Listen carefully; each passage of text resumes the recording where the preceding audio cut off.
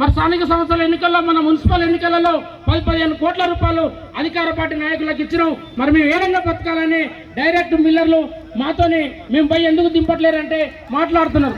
అంటే మేము నల్లగొండ నియోజకవర్గంలో కానీ తెలంగాణ రాష్ట్రంలో కేసీఆర్ గారు ఉన్నప్పుడు మిల్లర్ల కాడ రూపాయి తీసుకోకుండా రైతులకు అనుకూలంగా రైతులకు సేవ చేసే విధంగా పనిచేసినటువంటి చరిత్ర మరి బీఆర్ఎస్ పార్టీది. కాంగ్రెస్ పార్టీ నాయకులు వారు స్వార్థ ప్రయోజనాల కోసం వారు మిల్లర్లను ఇబ్బంది పెట్టి రకరకాల పనులు పెట్టి మరి వాళ్ళు దోసుకోవడానికి ఉపయోగపడుతుంది తప్ప ఈ రైతాంగానికి సేవ చేసే ఉద్దేశం ఎక్కడ లేదు.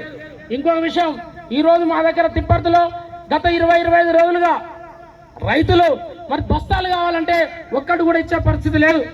మరి మర్రిగూడ విలేజ్లో 2500 బస్తాలు వేరే దగ్గర నుంచి ధాన్యం కొనుగోలు చేసుకొచ్చి అక్కడ పెడితే రాత్రికి రాత్రే రైతులకు ఇవ్వాల్సినటువంటి బస్తాలు దళారులకు ఇచ్చి ఈరోజు మరి పట్టుకున్నటువంటి చరిత్ర రైతులు పట్టించారు.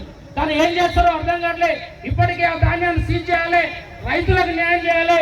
మరి రైతుల పక్షాన ఉండాల్సినటువంటి అధికారులు ఈరోజు అధికార పార్టీ నాయకులకు వంత పడతా ఉన్నారు. నిన్నగా మొన్న 3-4 మంత్రులు హెలికాప్టర్లో ఈ జిల్లాకు వచ్చారు. కానీ ఒక్క రైతుతో మాట్లాడిన పాపన వల్లే, రైతు సమస్య పట్టించుకున్న పాపన వల్లే విలేకరులను కూడా ప్రెస్లను కూడా లోపలికి రానియకుండా పార్టీ కార్యకర్తలతోటే మమ అనిపించిపోయారు తప్ప ఎక్కడ కూడా మీరు రైతాంగంలో కింది స్థాయిలో ఉన్నటువంటి